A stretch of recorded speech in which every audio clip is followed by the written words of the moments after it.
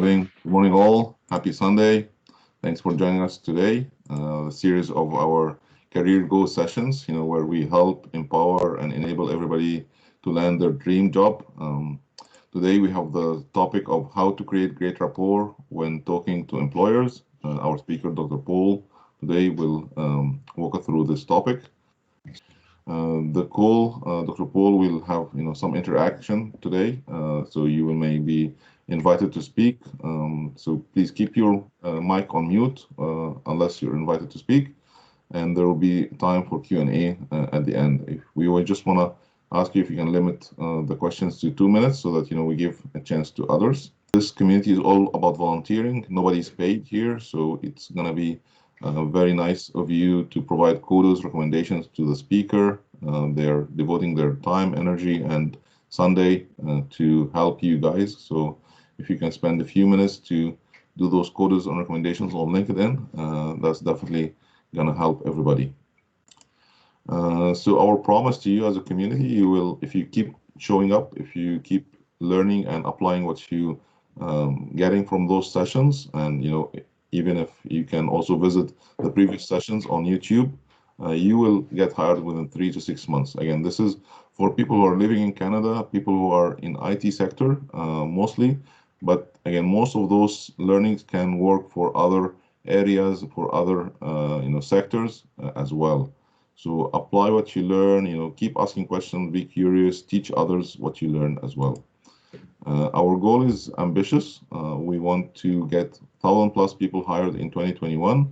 Already some people got hired in the last few weeks, and we're looking forward to get more people being hired. So this Thursday we have recruiting an inside look. Is gonna be by our friend Mike Jokura. He's an excellent recruiter, been there in the market for 10+ years, and he's very experienced about how to help you with recruitment. So he will give you an inside look on recruitment. Next Sunday we have solutions to overcome challenges with zoo leader technique. This is a great topic, and it will show you lots of techniques that you need to do to overcome those challenges that you're facing today. So today's topic, how to create great rapport when talking to employers. The objective is going to be the 3 steps for creating rapport with employers, how to hear the unsaid, build a great connection with potential employers when you recharge your energy. Our speaker, Dr. Paul Newton, for over 17 years, Dr. Paul helped patients uncover their stories and rewrite them to create lives of health, happiness, and fulfillment. In 2013, he left chiropractic practice and opened Expert Author Press, a publishing company to help people put their stories in print. He has helped hundreds of business owners create their strategic narratives to position their business and take leadership roles in their fields. With that, I will hand it over to you, Dr. Paul. The floor is yours. Great. Thank you, Ahmed, for the introduction and for the opportunity to address this really awesome community that he's created. I've had the pleasure of being here before. I know a lot of faces, and I've interacted with you through this medium, and there is so much value here because I can't believe the quality of people that Ahmed manages to attract. And the topic today is something that I want to share because it was something that was life-changing for me. And I'll tell you a little bit about it as we go on. But what we're talking about is how to create great rapport when talking to employers. Because ultimately what we want is when we talk to potential employers, recruiters, we're at interviews, we want them to like us. And we want them to think that we have value to add and that it's worth listening to us. And that's what we're going to talk about in this session. So next slide, please, Ahmed.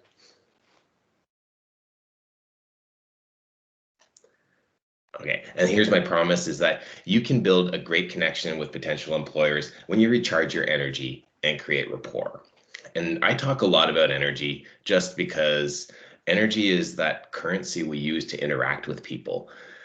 We have concepts of what having energy in our body is, or feeling energetic, or having low energy could be, but we never really think about how energy between people or energy and interactions really works, and giving it a little bit of thought and understanding how when you use the energy in your body, it can actually create a different sort of feeling or field around you that influences other people is a really, really powerful skill to develop. And I'll show you how to do that today. Next slide, please, Ahmed. So who's this for? This is for you if your job search is overwhelming and you feel like you're burning out. This is for you if you're frustrated because conversations with potential employers don't lead to jobs. And one more click there, Ahmed, there's one more bullet. And if you want to know how to be more successful in your interviews so you get hired.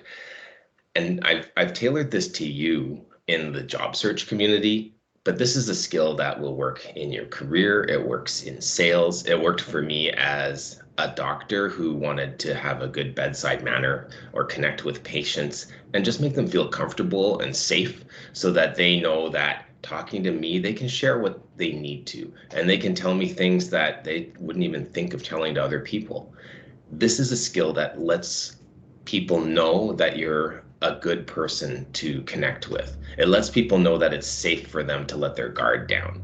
And wouldn't that be a great skill to bring to your next interview or to your next conversation if you're networking or you're doing an informational interview with somebody, like maybe you are going to have a chat with Mike, who's going to be speaking next week, or you're going to talk to a company that is just, they haven't necessarily posted a job, but they're a company you'd like to work for. Next slide, please, Ahmed. So what are we going to cover?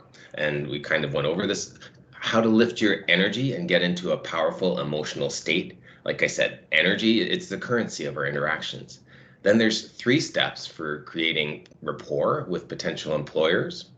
And finally, I want to tell you about listening. And there was a lady who was on here maybe a couple of months ago.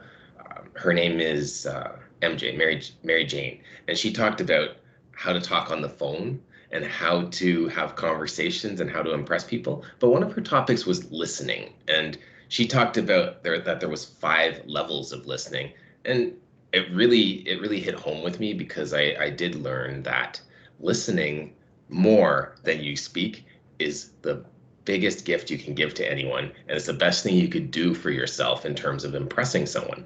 Don't say anything. So I'll tell you more about that in just a little bit. Next slide, please, Ahmed. Okay. Oops. Here we go. Now, who am I? That's obviously a picture of me there, and I'll tell you a little bit about me, my career path. So I have always had to make my own job, and that's good and bad. Obviously, when you're your own boss, there's no one telling you what to do. But if you happen to be crazy, it can cause a crazy ride, right? Because you're the worst boss in the world. So I got a lot of training, obviously, to become a better boss because I was being really mean to myself. And by learning skills like listening and communication, how to lead others, I started to learn over 23 years how to have a business and how to have employees, how to be nice to them, and how to interact with people. Now, 8 years ago, I changed careers. I went from chiropractic into publishing. I became a brand storyteller and a professional speaker because I was speaking the whole time that I was a chiropractor. But I learned so many great skills about communication and interacting with people and having influence over people, like learning how to get people to do what you want them to do. That I got actually more interested in that over time than I did in having my practice. So that's why I made a shift, because I still love the connection with people, but in a different way. And I found that when you give people the opportunity to express themselves properly and to really feel heard, it helps them to feel good about themselves. It helps them to heal, and it really helps them to like you. And that's a really big asset when you are looking for a job. So next slide, please. So that's enough about me. But let's talk about the first thing that's going to be really important is energy and emotional states. Now, in this talk, it's interactive, right? So I want you to participate in the chat. It may be a little bit wonky just because I'm not clicking these slides. I got a new laptop today, or not today, but it's the same brand, but the settings have been switched, so I wasn't able to share my slides. But I want you to participate in the chat. If you have questions, please ask them. We might have some time and maybe play around with some of these tools, but I think mostly just think of situations where maybe you had interactions that you'd like to go better or you want to talk about, and if there's time and if you're willing, we can talk about those later. But let's start with talking about emotional states, because when you're stressed or when you're in a situation that you're not used to, you don't like, you can get into states that are not so good. And what are the kind of emotions that seem to hang or hover around looking for a job or needing a job? And just type that into the chat. Tell me some of the states that maybe you're experiencing or have experienced throughout this process. And just to get me a little insight, because I'm going to talk about the stress, anxiety, says Ramsey. Yes, I'm going to talk about how overwhelming it can be to interact with people that you don't know or to be doing things that you don't understand. Stress and anxiety is a big one, and the big thing that I used to work with as a chiropractor was stress. We have worry as well. Nervous, fear. Okay, now we're on track here with emotional states. Now, I want to tell you about the difference between an emotion and an emotional state. An emotion is a feeling. It's something that just hits you. And have you ever just maybe walked out into something beautiful, like a beautiful garden, or you're in a place that just evokes so much beauty that you're just struck and you get a feeling? I want you to think about that. Can you feel that? What kind of feelings do you get when you are struck by the beauty of something? Just type that into the chat. When you just are overwhelmed with how amazing something is. It's different than the emotions that you get when you're in a job search, right? Or when you're looking. So joy, yeah. And when you feel joy or you feel peace, is there a whole lot of thinking, or does the feeling just enter and you just feel like, wow, you're in awe, right? Because feelings, they are just energy. They just take you and you feel it. But an emotional state involves thinking. And if you think about the same thing every day, and the feelings that you get from thinking about it bring up stress, anxiety, nervousness, worry, and fear, we create this prolonged feeling.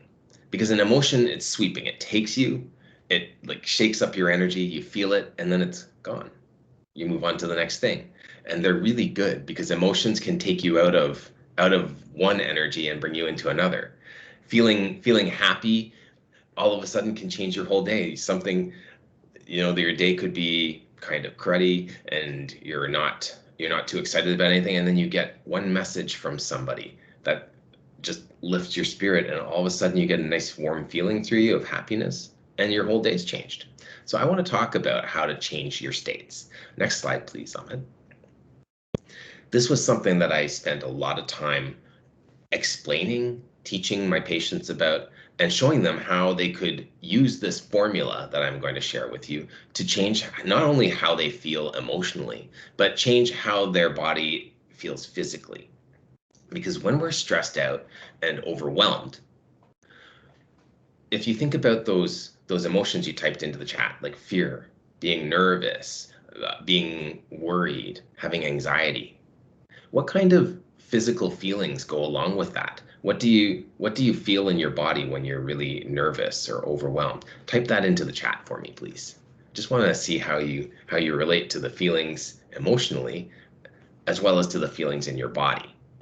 Okay, sickness in your stomach, that's a very strong emotional area, the gut, and it responds to emotions. Headache, yeah, a lot of people do get headaches from stress, and a lot of the time it's from tension in the neck and shoulders. Elaine says muscle pain, yeah, because tension is a really big part of emotions, and I'm going to show you that now. Headache and muscle pain and okay, emotions. Good. So stressed out and overwhelmed. Let's just use this as an example of somebody that's been searching for a job for a while. And Mike Gabaras's heart racing. Yeah, there's definite physiological factors that happen when we are in emotional states. The emotions are powerful and they can hijack our bodies. So let's go to the next slide. And we're still talking about being stressed out and overwhelmed, but if you are stressed out and overwhelmed, are you focused on, and this is a pop quiz here, so I want you to type A or B into the chat here. When you are stressed out and overwhelmed, where are your thoughts? What are you focusing on? Is it A? Click that for me, please. I am very capable and things will work out well. Or is it B? I don't have enough time to do all the things I have to do. Which one? Ooh, wow, we can even get skin problems from stress. Yes, I actually understand that one quite well. So we have B is the answer. A, I'm very capable. Yeah, Ramsey, I think you're in the advanced class because that's a good way to override the stress response is to change your focus. But for the most part, when we're overwhelmed and we're stressed out, we're feeling anxiety, we're not thinking about what we're capable of. We're thinking about what we can't do, what we don't have enough time to do, what is not getting done, because you can't be overwhelmed and stressed out if you're feeling like you're in control. They're incompatible feelings, right? The state of being capable and things will always work out for me is not the same as being overwhelmed. So you definitely have to have the right focus to create an emotional state. And so this is a really good point made by Ramsey and Ahmed. If they choose A, that I'm very capable in situations of stress and overwhelm, they're looking at changing their state. So that's the first thing, is what you're focused on. Next slide, please, Ahmed. Now, again, I want you to think about in times of stress and overwhelm, and you're feeling it, right? You're really feeling it. What do you move like? How do you move your body? Is it A, slowly and hesitantly, or B, purposefully and decisively? Remember, you're stressed out and overwhelmed. How are you moving? Type it into the chat. Okay, here we go. So this is just to get you into the idea of how we create states. And now you're all bang on, and we're choosing slowly and hesitantly because you don't have purpose. You don't have the decisiveness when you're stressed out and overwhelmed. And a good thing to remember though is if you are feeling overwhelmed and you decide that I'm going to do this purposely and decisively and you start moving differently, it changes the state. So next slide, please, Ahmed. Now, how does your energy feel? Is it A, calm, even, and smooth, or B, depleted and stagnant? This is overwhelm, stress. What is the energy like in your body? B, depleted and stagnant. Now, just here's the advanced question here. If you are feeling really stressed, anxious, and afraid, does your energy move up or down in your body? What do you think? Type up or down. If you're feeling stressed and anxious and afraid, which way do you think your energy is flowing? Up? Down? It can vary, but mostly down. If we're feeling down, there's a reason for that, right? If we're feeling depressed or we're feeling low energy, our energy tends to move down. If we get angry or anxious, it starts to move all over the place. It can be sporadic, but there's not that nice flow, okay? And then if we get excited, if we get really anxious, say you're at imagine you're at like some sort of sports events. Maybe it's like a soccer match, or maybe it's like a hockey game, or it's your favorite team's playing, right? And you're sitting in the stands and they score the winning goal. What happens to everybody in the stands? Yeah, Ahmed just demonstrated, like, you jump out of your seats, you throw your arms in the air and you cheer, right? You're jumping up and down. Elation. Yeah, because to create elation, you've got to get your energy moving up. And so it's the power of excitement, and elation is so powerful, it lifts you out of your seat with that flow of energy. And that's how powerful an emotion is. So energy flow is another important factor in in the emotional state you're in. And if you were feeling depressed and sitting in the stands at a match like that, and the team that you're cheering for wins the winning goal, you aren't going to be depressed in that moment, I guarantee you, because that energy will sweep you up and change your state. Okay, next slide, please. And then how do you breathe? Now we're going back to being stressed here, okay? If you're really stressed out, are you breathing shallowly and sighing often, or are you breathing deeply and evenly? This is not a trick question. So answer me in the chat, please. How do you breathe when you're stressed? I think for me, if I'm stressed out, I often have to check because I'm holding my breath. I'm like, and then because you're not getting enough air to your brain, that's why you sigh. You're like, because we're holding our breath. And what breath does is, anybody here do any meditation or relaxation? Breathing is so important, right? You take a deep breath, because breath helps you become more aware of yourself and more aware of your surroundings. When you take deep breaths, you take it all in, right? It increases your emotional and your physical awareness of what's happening in your body, how you're feeling. So breath is such a good thing for bringing you back to the present moment and helping you to really get into your body. And the reason we hold our breath is because we don't want to feel, right? When we're stressed, when we're anxious, there's too many things coming at us and we're trying to block it out, so we hold our breath. So the next slide, please. So all that to say, the reason we're going through states like this is I want to show you that there's 4 components to every emotion. Any emotion that you can think of is made up of these 4 things, and we just covered them. And I'll just get you to click through so they all show up here. We've got your focus, your movement, your energy, and your breath. If you're feeling any emotion, those 4 things are going to be making up that feeling. And what's more important is if you create an emotional state, and that's what I want to teach you here, is that an emotional state is different from an emotion, because emotions take a hold of you. When you're overwhelmed with joy, like, that's okay, right? Being overwhelmed with anxiety is not so cool, but being overwhelmed with joy, that's fine. Right? But an emotion takes hold of you, shakes you up, and maybe it'll last like a few seconds, a minute, but then it's gone. An emotional state, when you get into one, it can take hold and it can last all day, all month, all year. Anybody known anybody that's been sad for months, or maybe even a year? Or maybe you know somebody who's angry all the time, right? Maybe they've been angry for months or years. Well, those aren't emotions anymore. Those are emotional states, and they're constructed here. And they're constructed by using these four components.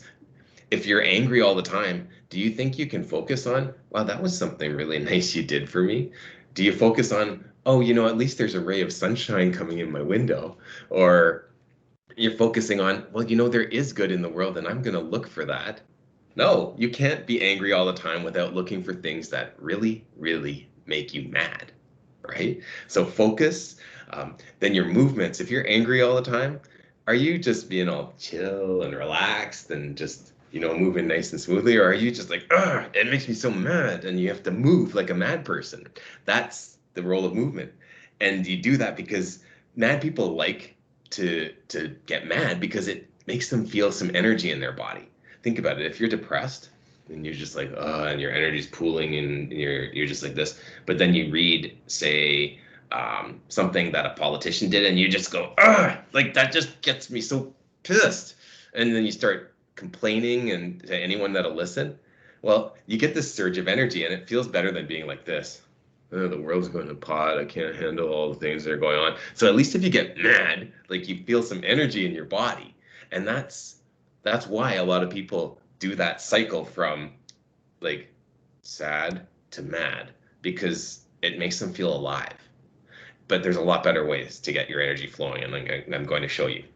And then finally, if you're mad, like mad people breathe hard, right? There's like that, they snort. It's like you think of a bull that's enraged and charging, and their nostrils are flaring in the breath, like because you need fired up breath to feel mad.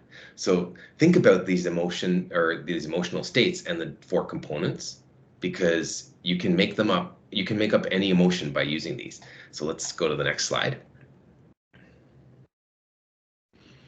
So if you have happiness, if you take happiness for instant, the focus of a happy person is likely going to be what's good here. You know, oh my God, everything's so good. And even if everybody else is saying, oh, this is terrible, a happy person will find something good.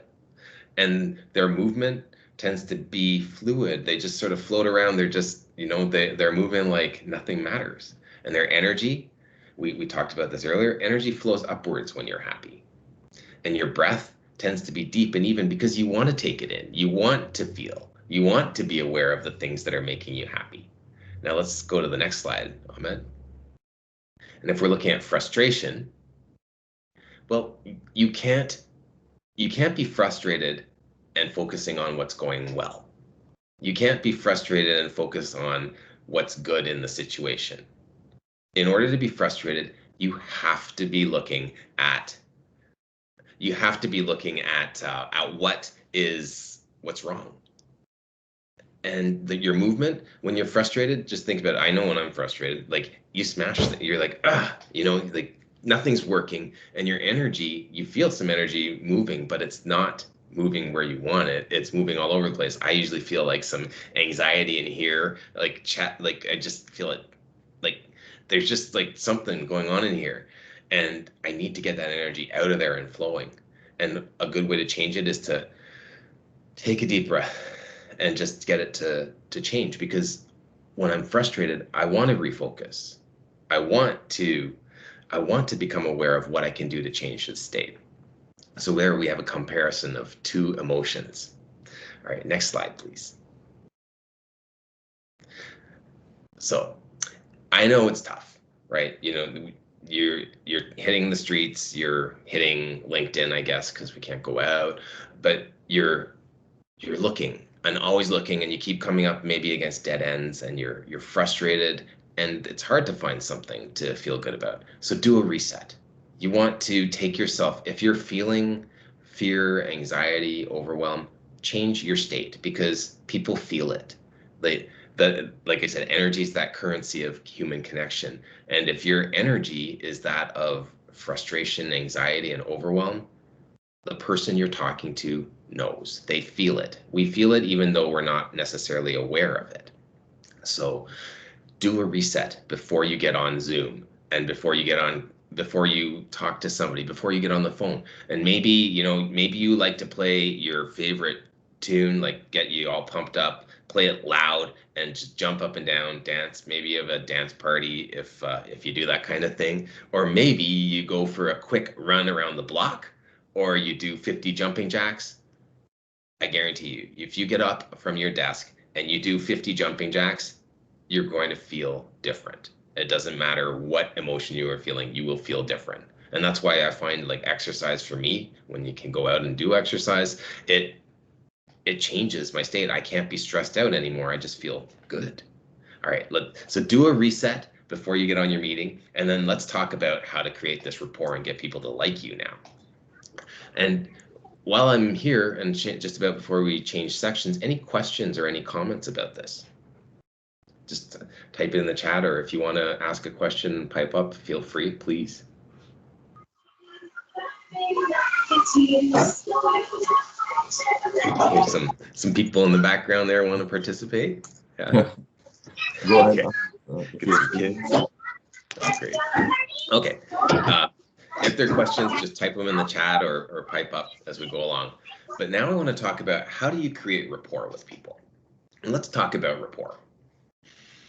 I learned about rapport because as a doctor, you need to, when you're sitting with a patient, you need to get that connection. And some people love their doctors and have great doctors, and some people, they, like I've heard, they talk about it, it's like, didn't even care, like just wanted to get me through or whatever.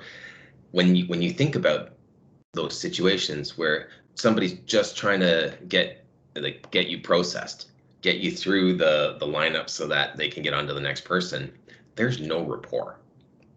But when you feel like somebody is there for you and they don't care about anything else in the world right now except you, how does that feel?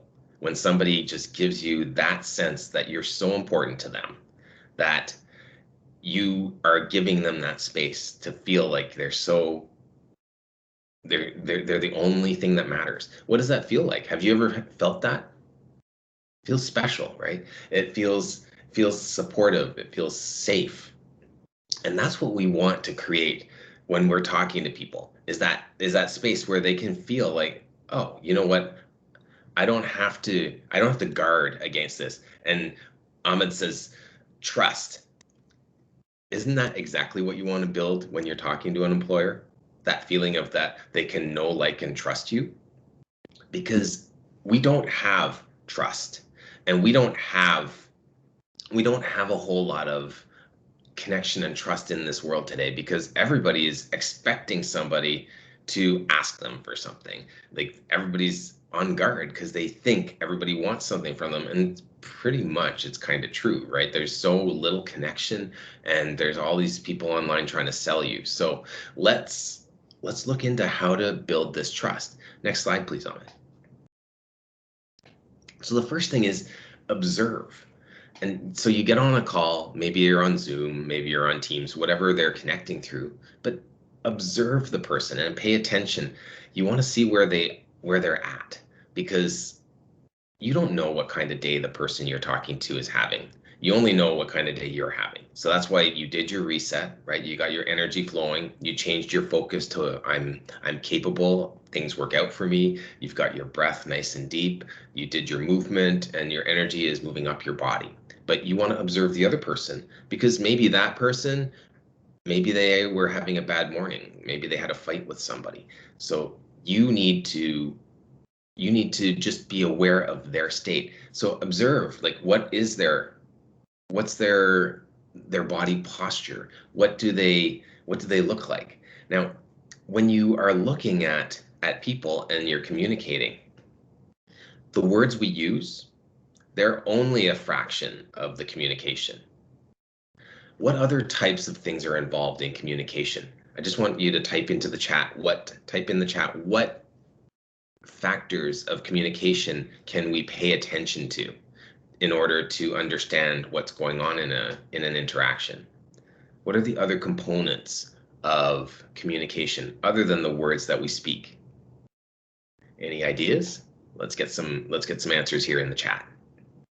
Eye contact, for sure. And that's on Zoom or on Teams, you got to stare at that little camera dot there and look right into it, because it makes it look like you're speaking to them. Body language, exactly. Gestures. So I'm getting a lot of body language here. And what things make up your body language? We have tone of voice as well. How do you create body language? How do you show somebody that you're interested? So we have eye contact. Sitting up straight, leaning in can show interest. But these are factors that you can use when you're communicating through this medium of the camera and of this internet connection through the Zoom or a different. Oh, we got Ramsey going advanced on me again, talking about mirroring movements. That's going to be the next thing. So observe. So you pay attention to their energy, their movement, their breath. You're going to get an idea of what state are they in.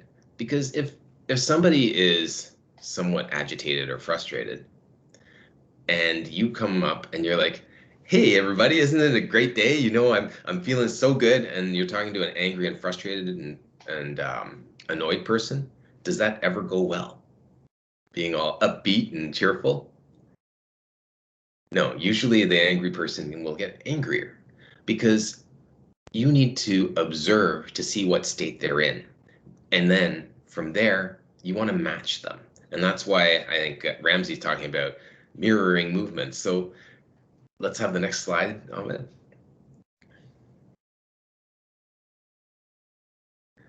You want to match.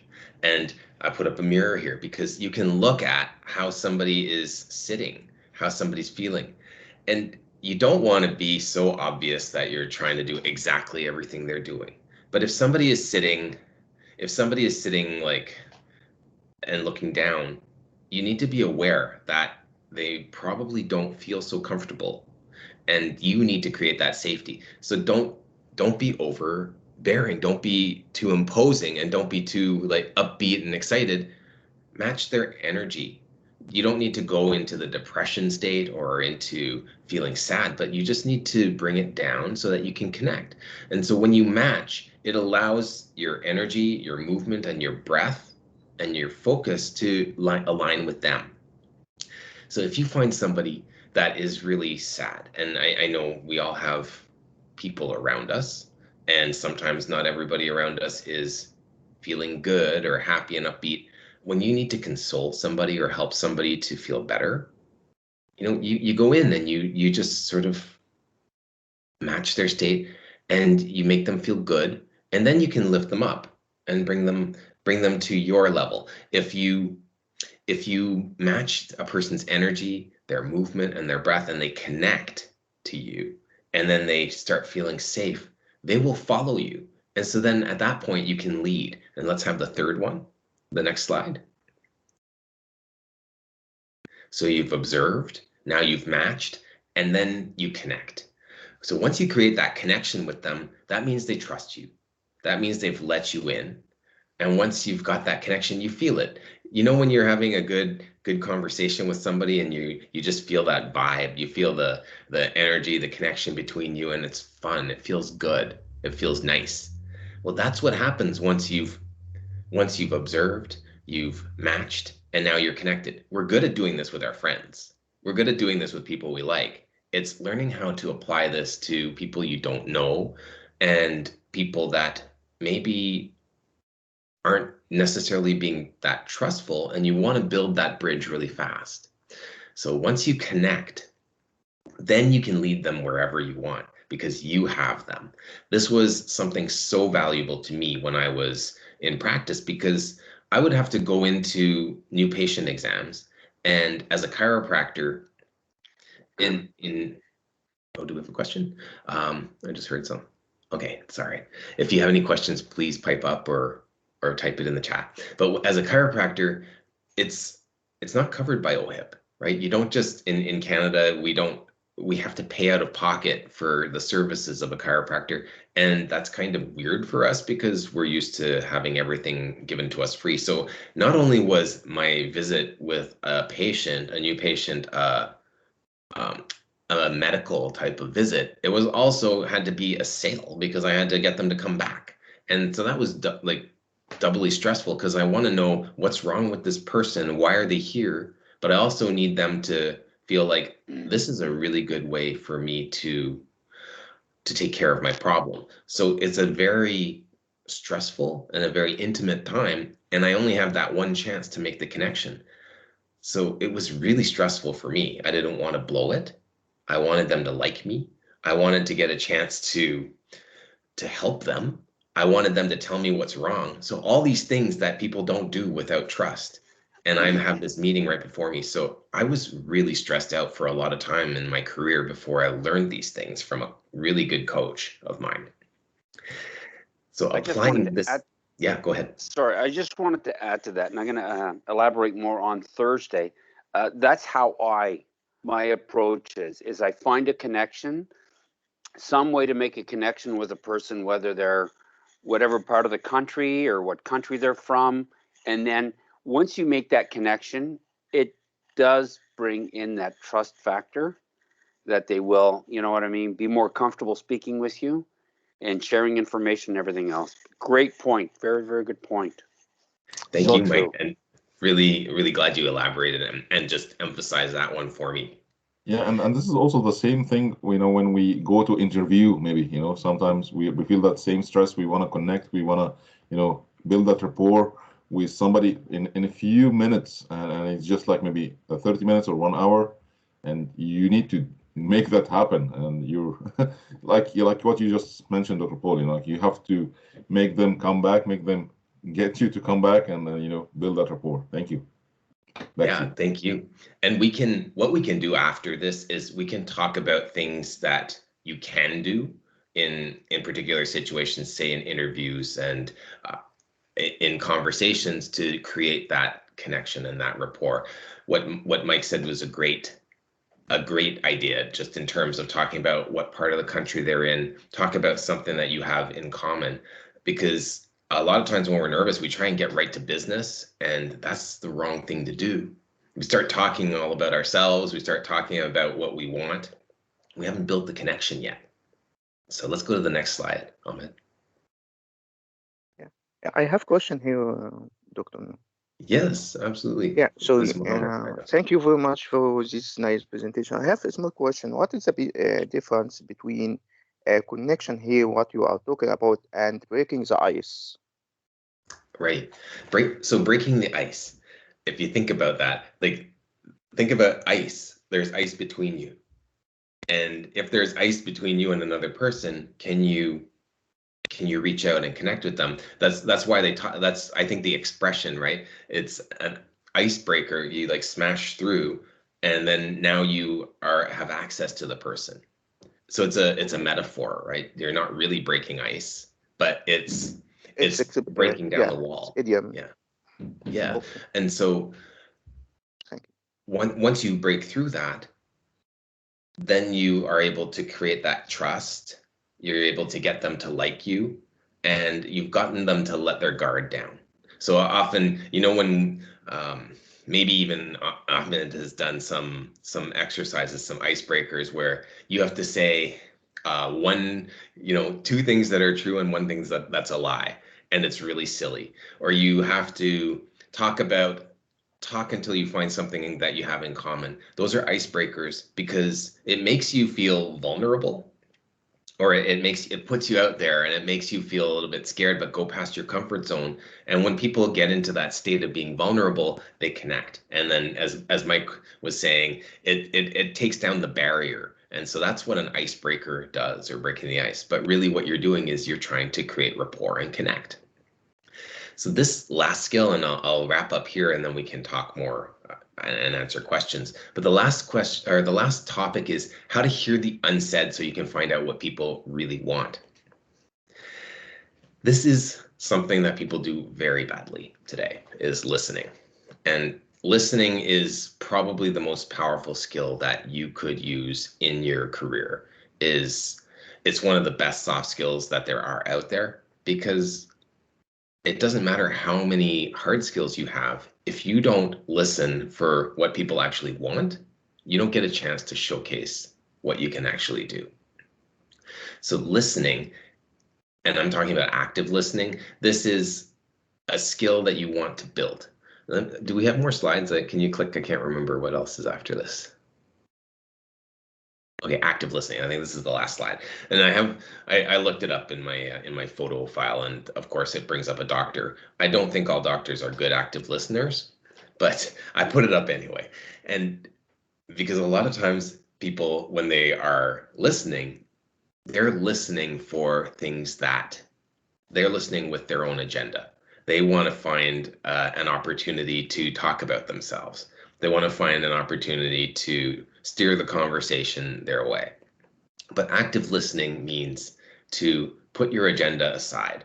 Don't be thinking about, I need this job. I want to ask them if they have any positions. I want to ask them what the salary is, or will you hire me? Just listen.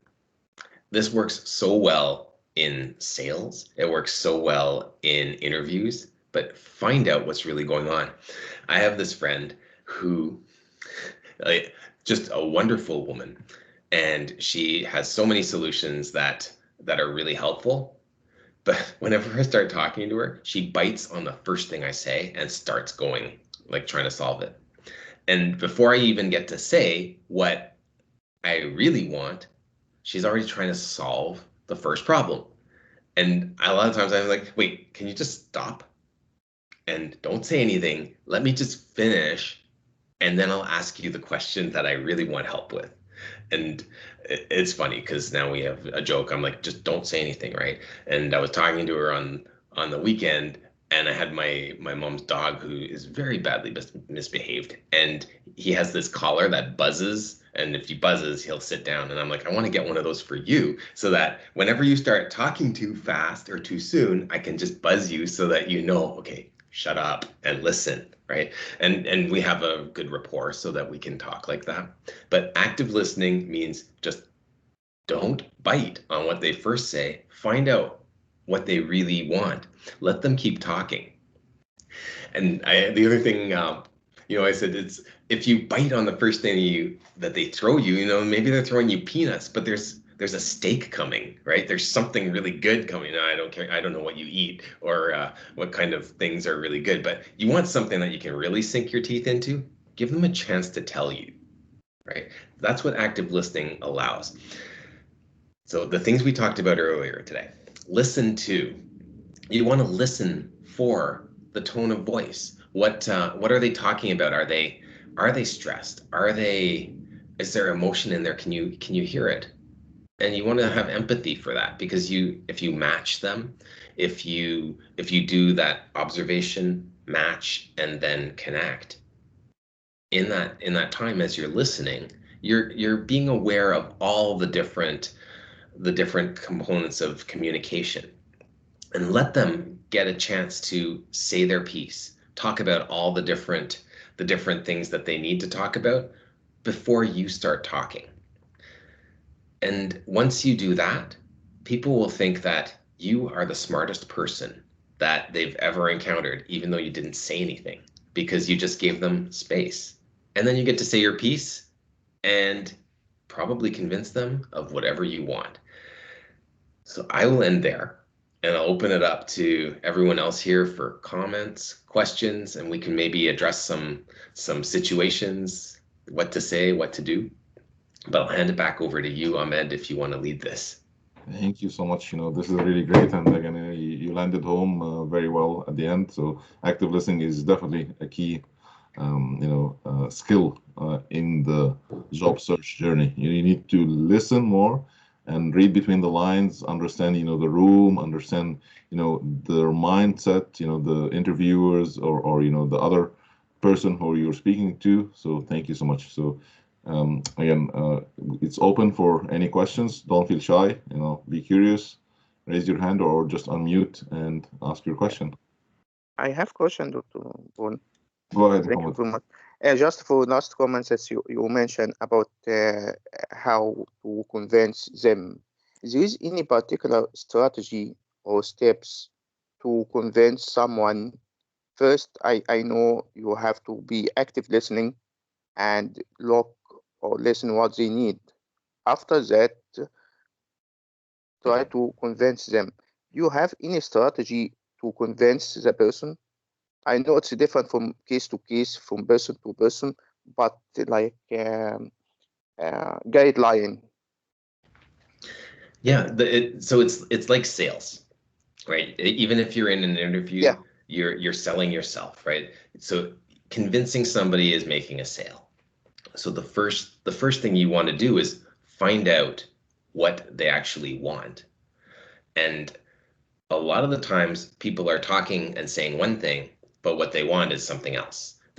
People don't with their words can convey all the different things that they mean. And your job is to listen to find out what they actually mean. So you're listening beyond the words they say. You're observing, you're feeling, you're paying attention to all the different factors I talked about. And then here's the bridge. Then you say, this is what I'm hearing. You're saying that you've been really frustrated because you've been talking to all these different candidates and nobody really has the skill sets that you've needed. I'm hearing that you're actually looking for somebody that can be a bridge between, you know, these hard skills, and they also can maybe manage some of the problems that come their way because of interactions with customers. Am I right? Is that what you're saying? And people will say, maybe they'll say, yes, that's exactly it. Or maybe they will say, not quite, it's a little bit more of this. But then either you've nailed it or they're giving you insights. They're telling you now what they actually mean. And when people get there and you go, oh, could you tell me more about that? Because I'm really interested in just knowing where you're coming from. You've broken the ice. Now you've made the connection, and now you've got them spilling the beans on what they really want. And then at that point, they've told you either that you're bang on, that you've listened to them and you've heard what they're really looking for, or they've told you a little bit of insight about what they actually mean. And you say, okay, great. So if you found somebody that actually solved those problems, would that make you happy? And then, or you make a comment like that. That's the one I would always use. If I could do this for you, would that make you happy? And they say, yes, you're right there. You go, I can do that. And usually that turns into, great, how do we move forward? And that's how you close a sale. That's how you convince somebody of something. I don't know if, does that sound like? Yeah, thank you very much. Yeah. Great, Thanks. pleasure. Yeah, I think one question that I learned, you know, very important question, especially in interviews, you know, at the last few minutes of the interview, they ask you, you have any questions for us? So the question that, you know, is very strong and very powerful is, you know, that I asked them, you know, do you find anything that I didn't answer that would make me the best fit for that position? You know, and this opens up, you know, for so many insights of, you know, what could be maybe something that is in their mind. So I want to maybe ask them, you know, do you find anything that I didn't address that would make me the best fit for this position? And this creates lots of great insights that you could get, you know, from the interviewer to help you with the landing the job.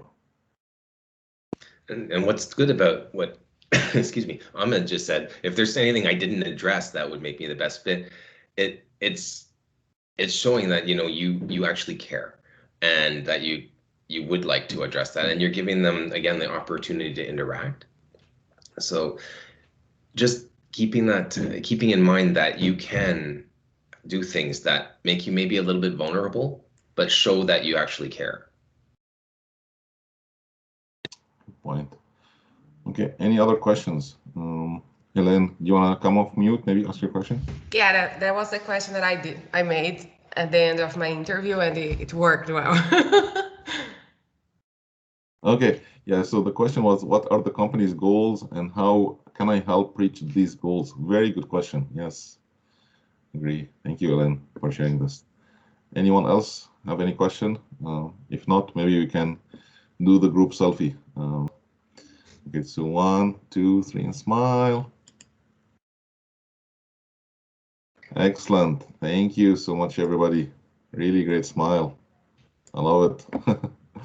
Okay, does anyone have any follow-up question? Anything from your side? Mike, Ramsey? No, it was Diego? a very good presentation. Bang on with emotions and everything else. It was very, very good. Thank you. Very good. Yeah, I second that, Paul. Thank you very much for the presentation. It was excellent. Great, thank you, Ramsey. Cool. Priscilla, Ellen, Diego, anything from your side? No, All good? it was a really great presentation. Thank you so much, Dr. Thanks Paul. for sharing. It just made me more aware of how stressed I am at times. and I do follow those practices to kind of relax and deep breathing and you know what I mean? I find it Go helps. for a run. And also it makes you appreciate, we're lucky to be able to feel those emotions, you know? And you know, it's good. It was very, very good. Very good. Awesome. Thank you, Great Mike. thing. Yeah. Thank you. Okay. It was a pleasure to be here. Thank you. Okay, so if there is no more questions, we'll give you back maybe 2 minutes. Again, thank you for showing up on Sunday. Really appreciate your help here and focus. And again, keep coming up, keep showing up. This is how you will really get your next job. And even if you're employed already, again, you need to be promoted. So you keep sharpening those skills. This will help you. Yeah, good point. So true. Okay, thanks Thank everybody. Can Enjoy can I ask a question? Excuse me. Go ahead. Oh, go ahead. Just it's not a question actually. If maybe the next presentation will be good. How to approach our managers for a promotion? This is very critical thing, and I think it's not easy to approach our managers for a promotion without losing our face if we didn't get the promotion. It's a good topic for sure. I could maybe give you a quick insight now, but definitely this needs a whole session. It's just, again, you think about your manager. How can you create rapport, like Dr. Paul just mentioned today? How can you really make him or her trust you, and think of you as the best fit for that next promotion, if there is a room for that promotion already. But again, this is a great topic. We can definitely address it maybe in future sessions. Thank you. Dr. Paul, do you want to add anything here? Just when people are willing to give you something when they feel like you add value. So if you listen and you ask, like, what are your biggest struggles and what can I do? Like the question that Elaine said, what are your goals and what can I do to advance them? If you can advance someone's goals, they will promote you. Absolutely. Yeah. Good question, Ahmed. Thank you. Thank you. Actually, you are right. They will promote you, but do you think they will promote you without you ask them to promote you, or? You got to make an ask. You Yeah. have to make the ask. People don't. It's funny. People like to be walked to the next step, and if you do that, they usually go right along with it if you have rapport. So. Thank you. Okay, that's really a great question. Thank you, Ahmed. Okay, thanks everybody again. Enjoy your Sunday. Take care. Bye, Ramzi. See you Thursday. Bye. Bye-bye. Bye. Bye, everyone. Thank you very much. Okay, guys. Thanks, Paul. Bye-bye. Again. Great to Thank see you. you. Thank you. Thanks, Ahmed. Thank you.